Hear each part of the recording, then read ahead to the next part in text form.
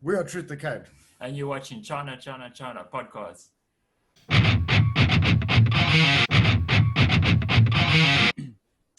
Hi everyone, welcome to another episode of my podcast. We have very special guest today, all the way from Durban, South Africa. We got Ryno and Warren of Truth Decayed. Hi guys. Hey, how's it? Thank you for having us, man. Yeah, how you guys doing? Good. Good. Yes. Hot day. Yeah, usual hot weather in Durban. Very humid. Right. It's a rainy day here also today in the Philippines. Okay. Right. So, I think this is the first time I'm actually interviewing a South African band. Awesome. Can you tell me a little bit about where you're from, your town, your city, and a little bit about it? Okay, well, Durban is, back in the day, it was sort of known as a surf city, I suppose. It's very hot and humid, normally. We don't really get very cold winters. Right. And yeah, no, it's a good place. The weather is generally always good, and it's not one of the. I suppose it's a bit more busy nowadays, but like compared to Johannesburg or something, it's not quite as manic as that. Yeah, pretty much. That's it. Right. Yeah. So guys, what do you do in the band? Can you tell me what each of you do in the band? We both guitar players. Yeah. Guitar. Brandon does the vocals. Yeah. Brandon is drummer, and Johan is the bassist. Yeah. Right. Unfortunately, they couldn't make it They today, couldn't but make it, yeah. Brandon's the drummer, Johan's the bass player. Warren and I both do leads as well, so we Yeah. both play solos and we do like dual leads and that sort of stuff as well. Right. Yeah. Right. I was actually, so you guys joining this podcast, yesterday you actually released your EP, right? It went out. I just listened to it in Spotify. Thank you. Ah, Yeah. Thanks. Yeah, awesome. Oh. Yeah, no, it went out. Yeah. Yeah. Busy So day yesterday. how long is the making of this song to, finally release it? You want to cover this? That was quite a quick one actually. For Modern Day Illusion, I think it was France the Planet was doing a metal week, and Devo Graphic was the one who wanted us to get a song on there. So we kind of, it was a bit of a rush setup. I think we had everything done in about a week, just to get it onto France's playlist. Yeah.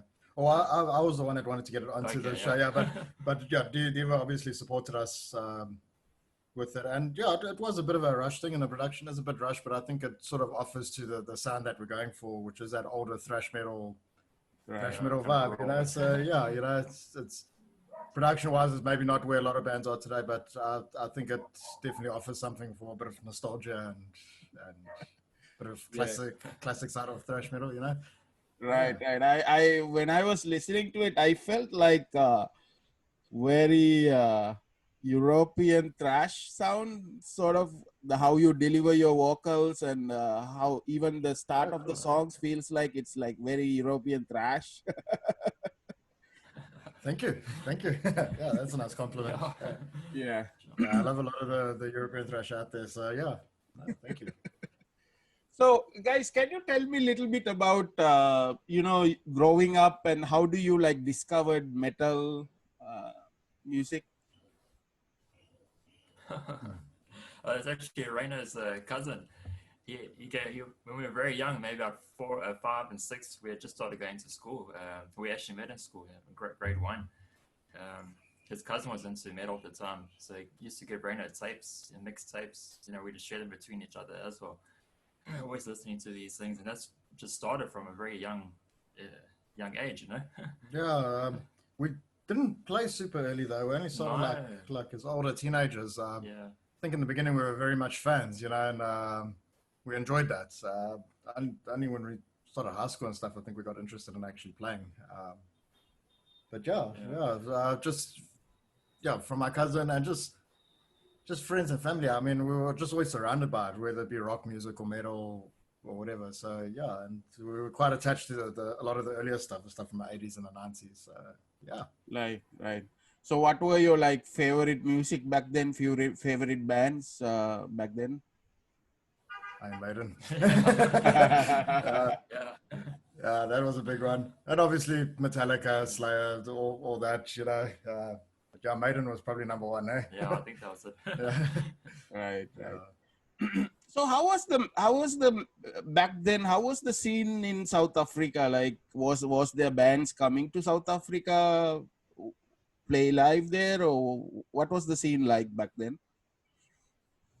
Well, if you go very far back, like when we were very young and got into South Africa, was a very different country. So, yeah, a lot of stuff wasn't coming at you due to a lot of the protests and everything that was going on for apartheid, So, Right. but eventually, yeah, some acts did start coming through, and as things in the country started getting better.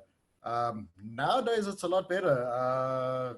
In terms of, we got some good promoters here that are bringing some really awesome bands. I mean, Ginger was not too long ago, I think a year or two ago as well. So it's definitely gotten better.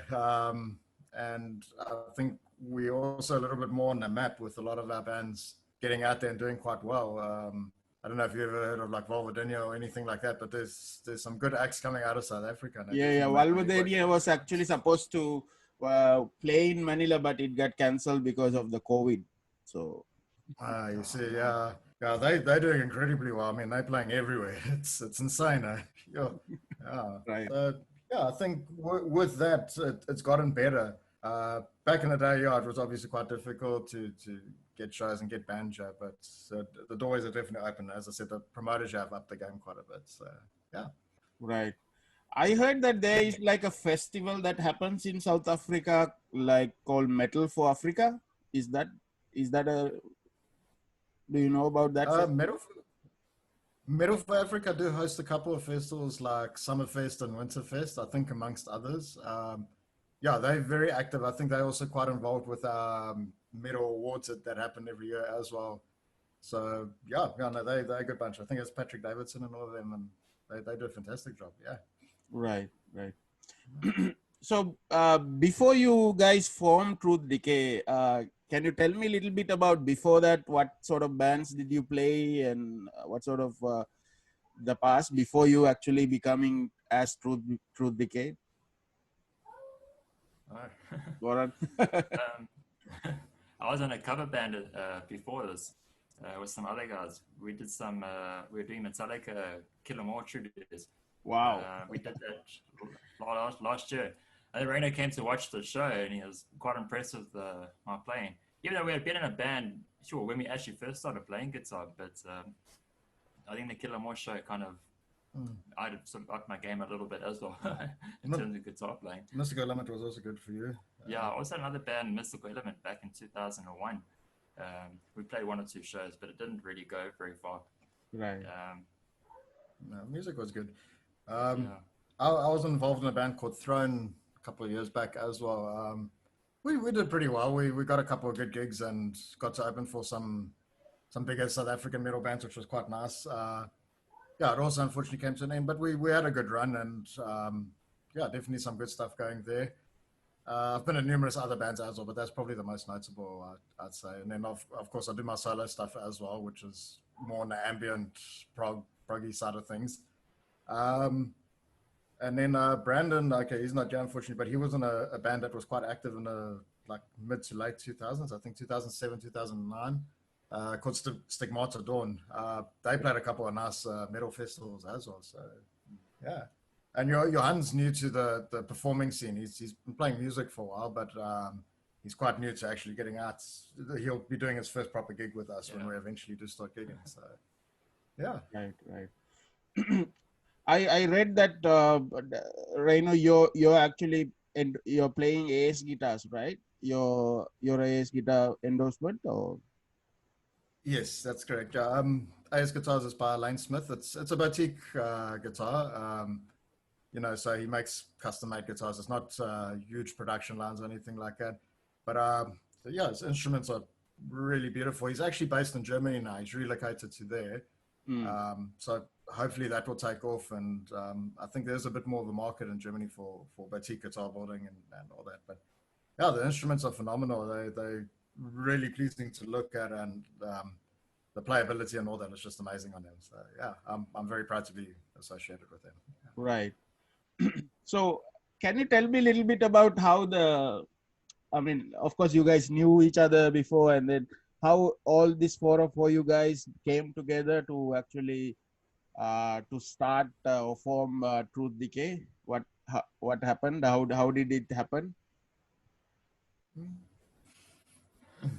Yeah, with Truth Decayed, it was sort of pretty much during the lockdown.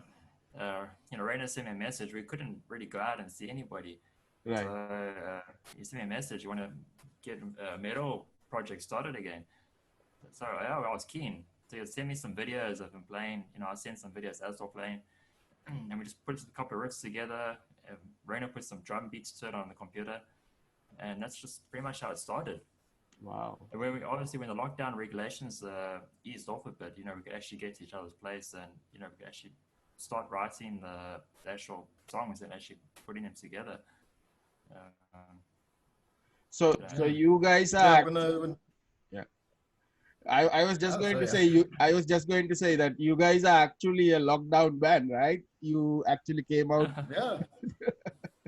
Yeah, that is really that. I mean, as Warren said, when the regulations started easing, we got to writing a bit more, and then Johan and Brandon came on board, and we could start working with them a bit as well. And that's where the opportunity came with Front of Planets. He's a DJ here at Berg Studio, which is a very cool sort of rock/metal station that we got, and he was running this big Southern African Metal Madness Week, which was quite a nice initiative, we thought, and we really wanted to be a part of it. I mean, we were completely new. It would be a nice way to get people together because we couldn't gig. We still can't gig at this point, really. So we thought that would be a good way to get our music out, and we actually ended up being one of the top 5 voted bands because they had like a little competition with it as well, and we were quite surprised with that. Like, it was really nice that the music connected with people in such a way. Yeah. So yeah, felt really honored with that, and but that's why it's been quite a rush process. So like, we're really looking forward to following up with this and doing an album that we can take a little bit more time with and enjoy the process a bit more. But it's been wild and pretty exciting at this point. So yeah. Yeah. I mean, it's actually a great thing for musicians that you are now able to do this without actually need to meet physically, right? And even in this sort of situation, you're able to put out music. Otherwise, if it was back in the day, you won't be able to do it, right? Yeah, exactly. We'd have to. Yeah, I don't know. Proper underground. Yeah. Make home videos and try to get it out. No, it's different times.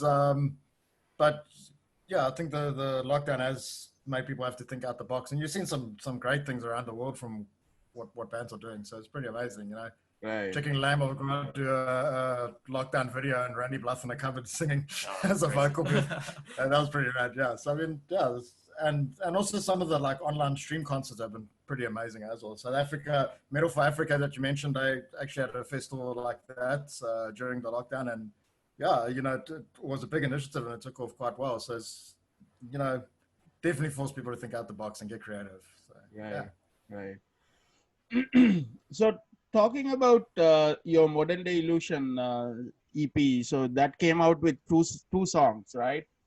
Modern Day Illusion and Opposing Direction. So what I felt from the songs is, I let you tell a little bit about the song, but it is sort of a observation of what society is right now, right? So if Ryno, if you can explain, like, tell me the thought process of Modern Day Illusion song. Yeah, I think it's just sort of like a mutual feeling that we all have in the band, and I think that a lot of people have in general. Like, even before the lockdown came, like, social media has made people very sort of abrasive, and it's quite easy for them to attack each other online without trying to understand each other. And I think a lot of people will be prepared to say more things online than what they would actually in person. In person, Right. you'd be a bit more considerate or think about what you're saying. And yeah, and especially with something like lockdown, it's just going to create all sorts of opinions between people, and tensions and everything. And it's just interesting to see how it all unfolds in social media. It's all there like for millions of people to see. And we all sort of obsessed with these devices and stuff that's in front of us all the time, and it's just more commentary on that. As I said, as well before in other interviews and stuff, it's not a sort of a way of telling people how to live or what they should or shouldn't do. It's just a observational look at like what the hell is going on. The world's gone through turmoil on different stages all the time, so this is just the version of it now at this point, I think. Right. Yeah. Right, because it's really challenging time, right? Because you cannot say anything. People will get offended, even your like friends and family very close, because I don't know, it seems it's so what I do is I don't really say anything. So because yeah, it's true. Just keep your opinion to yourself. That's sort of what I sort of practice, because everybody gets so offended. Yeah, and it's a weird thing, because like, you do understand that the world's got to change and people have to grow, but it also cuts off an element of excitement from the world, because you might not ever have a controversial artist like, let's say, Marilyn Manson or something again, because it's just, who's gonna sort of have a guts to take that on? You know what I mean? Right. So it could be a bad thing in that it limits creativity and excitement and and not that I'm saying I'm a Marilyn Manson fan, but what I'm saying is artists like that are important because they break boundaries, and right. If you limit that, it could be quite trying for musicians, and music could end up sounding quite redundant. Yeah. Right. So what about the song Opposing Direction? So what are we trying to say on the Opposing Direction? Yeah, that kind of started out a little bit weird. I was actually writing about my guitar. I saw this guitar and a couple of times, and it kept on coming back to me. So I think the idea of the opposing direction was almost like a boomerang effect. So I sort of started writing the lyrics about the guitar coming back to me all the time, and somehow with the same ideas of the modern day illusion, somehow just those ideas kept creeping back. So I kind of went from a guitar to another sort of society jam-packed, throwing ideas out, they're coming back to you all the time. You say something, it's going to come back to you. You offend somebody, it's going to come back to you. So that was kind of the idea of that. Yeah. I also found it as like a bit of a, yet again, like sort of observing the psyche of people or whatever, psychological issues of society at this point, Yeah. That's my take personally.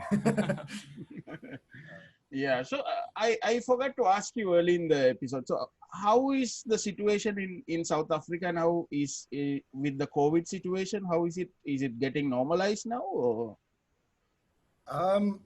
We've eased up to what I think is we're still at a level 1 stage at this point, which is it's relatively easier. You still got to wear masks and there's still restrictions, but society's opened up a bit more. People are working. But with how things are going at the moment, there's a lot of suggestions that we might be hit with a second wave. We don't know exactly what that means yet or what that means in terms of restrictions. So I think it's very similar to the rest of the world. You see like Europe's been hit with second waves and people locking down again and stuff. So at this point it's good, but I'm not sure. Yeah. Anything could change at any time. But we're in a pretty good spot at the moment. But as I say, I think the percentages are rising again. So as a country do need to start working on it a bit better, I suppose. But yeah. Right. Now that, because you guys are both guitarists, one of the saddest news that we got like a couple of weeks ago is the passing of Eddie Van Halen. So how is Eddie Van Halen influence you guys? Have you listened to his music, his playing? Can you tell me a little bit about? No, I think my earliest memory of Van Halen is Ryno used to have a record. Can't remember the name of the album. For Unlawful Carnal Knowledge. Yeah. Yeah, Yeah, I saw you post it in Facebook, right? that's That's the not one, got the record. Yeah. I remember young kids playing on the record player. We used to like headbang in his room. Right. We were like very, Huge fans. very young in that time. Yeah, that record, like, yeah, I like a lot of the Sammy Hagar period of Van Halen, but I mean, yeah, you can't deny Eddie's excellence and also just his influence. I mean, he changed everything, you know. Right. So that's definitely he's left quite a legacy, you know. Aside from the beautiful guitars and the Frankenstrats and all that awesome stuff, it's just his playing will live on. Yeah, it's definitely a pioneer and a true legend in every sense of the word. So yeah. Yeah, because I also like the Sammy Hagar era better because that's sort of what I started listening Van Halen first, because that's sort of era when I was like started listening music, and then the earlier David Lee wrote, like, Hot for Teacher and Panama and Jump and all these songs. There's so many amazing songs, right? That's crazy. Yeah, that's big legacy, definitely. Right. So what I noticed with you guys is you guys were really working out to promote your music. I see like you put so much effort, so much, talking to so many people, joining so many. So how was the response to the singles that you put out? Can you tell me a little bit about the response you got from for your songs and your music? Well, in terms of social media, I think Instagram's been quite responsive. We've built quite a nice following there that's growing every day, and there's a lot of engagement on Instagram.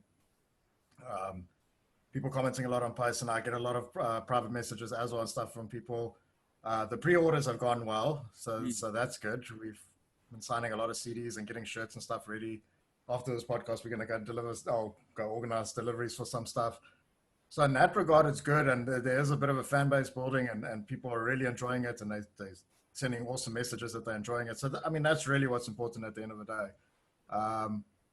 And in terms of the media reviews and stuff, it's been good. Most of the reviews have been very positive. Some of them have been very strong, and of course, some of them not as strong. But it's metal. People are always going to have heavy different opinions, and quite often if you take something on like thrash metal, which is classic, a lot of people sort of think like, hey, this thrash band sounds like a thrash band. It's like, well, that's kind of what we're going for, But I mean, you respect it, it's opinions. We all have opinions. If I had to share every opinion I had on music, it also might not be a popular opinion, but we appreciate everything. We appreciate the feedback we've received and especially the kind words. And as I say, most of the reviews have been very positive, and we're very thankful for that. And we hope that continues like that. So right. So you guys also, like, I saw that this France the Planet, you were in that charts, and then also you did like a battle of the bands. You declared that you won from the battle of the bands. oh, we didn't declare it. No, it's a weekly thing that happens on the Metal Lab, and it's really more just a fun thing to build followers for them and to build followers for your band, because essentially how it works is 2 bands every week, they put YouTube videos up. So it helps the band by getting views on your YouTube videos and potentially followers, and it helps them by getting members, because the people that watch the videos vote for who they want to win, but the vote only counts if you join their group. So it's more just really like a media thing to get people involved, get people connected. But yeah, it went well. People yet again seem to respond to the stuff, and yeah, we did end up taking it, which is always very nice. But the band we went up against as well, they great band, very, very solid, very professional, way more established than we are as well. So, I mean, I think they were a sound band as well. So, and yeah, they're very good at what they do. But I mean, these things are just for fun, if you get the win, that's awesome. But at the end of the day, as long as people enjoyed the videos and and enjoyed what they're watching and engage, and the group and the metal scene in general grows, that's what you want. That's what it's all about, really. So. Right. So I think probably like 2-3 months ago, I interviewed one of the Greek band from Greece, and then that's how Devo just got into my Facebook somehow. Like, he got connected through that, because I think he was promoting that band as well. and then we've been talking on Facebook a lot about different music stuff, and then that's how I actually got to know about your band. So how long you been working with Devo? It's actually not that long. It started with, as I said earlier, I've got a solo project as well, which is very different from metal stuff I play.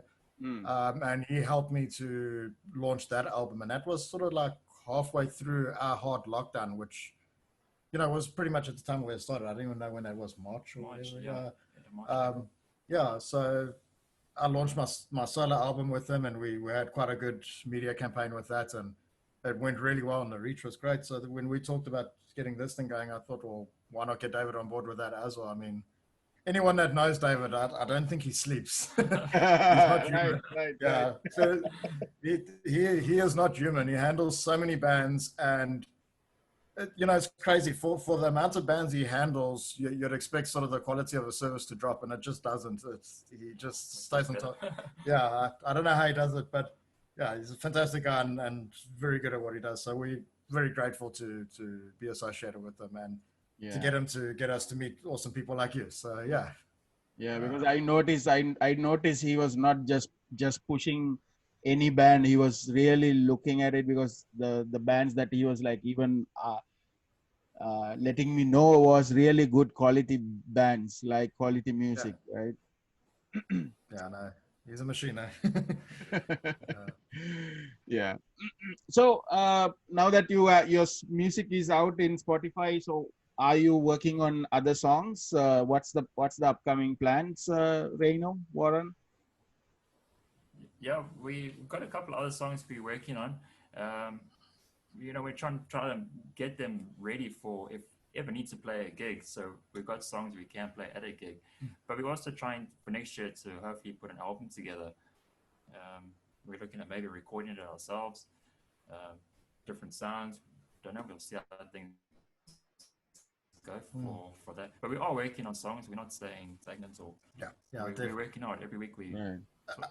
Yeah, album is a big goal, and to be gig ready, I suppose. Yeah. Have a material to do gigs and push an album. That's the most immediate goals at this point, I think. Yeah. And we really enjoy playing as well. So yeah. We're loving it. So you guys, were you able to play together as a band? You mean because of lockdown as such? Yeah. Eventually, yeah. Eventually. Yeah, we've got pretty steady rehearsals going now. We rehearse pretty much every Saturday. Myself and Warren and Johan meet for writing sessions in the week. So yeah, with it being level 1, we've had the opportunity to do that. But I think from level 2, we could start seeing each other. So yeah, it was just a gradual process of finally being able to connect and work together. Yeah. Right. So guys, what's your message to people who supported you all this time? So responded to your music, your message to them. Sure. I'll say thank you very much. I really appreciate everybody connecting with our music, and you know, taking the time as well to connect with Truth Decayed, and especially Ryno's been taking on the task of actually really one-on-one speaking to people. So thanks to Ryno, and sure thanks to everybody that's just listening. And like for me, you know, obviously thank you to for Warren and myself, our wives, you know, for being so supportive, and especially also of course the fans and stuff. Like we've developed quite a nice fan base, and we're thankful for that. We're thankful that people are sending messages, letting us know what they think of the songs, and that they can because that's what it's all about. That's what really counts. People enjoying it, we'll keep doing it. Thank you to everyone on Instagram and Facebook that's followed us. Thank you for people that have ordered merch from overseas, and you know that also just blows your mind every time when something like that happens. And also, of course, like people like France the Planet and Collie Guitari and Dazzy Clayton. I'm just gonna ramble on. Gilvy from SME Fusion Radio, and I've missed people. I'm sorry for that, but just everyone that's been a part of this journey, and of course Devo for his amazing work. And what's the other thing I wanted to cover? Oh my goodness. But yeah, just thank you for enjoying the music, and look at. We're definitely going to try bring better quality, better songs, and yeah, this will be a long journey. That's pretty much the idea. Right. So Ryno, Warren, this was really great to talk to you, and I really enjoy your music. So keep making great thrash metal music. Thank you. So hopefully in the future we can talk again when you have a full-length album. Yeah, for sure. And we'll definitely keep supporting the channel. You got some good stuff coming out, man. It's awesome. Yes. Yeah. So tell everyone how they can follow you and how they can listen to your music online. Social media, I think it's pretty much available everywhere in terms of streaming. Bandcamp's obviously nice if you're a big fan and you want to support us. Bandcamp's a good option. Go for that. But no, like genuinely, we appreciate anything, whether you're streaming or whatever. And yeah, Instagram, as I said, has been a good place. People are connecting there, but we're on Instagram and Facebook as well. So please drop us a message. We love hearing from everyone. So yeah. Right. So Ryno, Warren, thank you. Have a great day. Thank you so much for having us, man. Have a great day further, man. Cool. Like, man.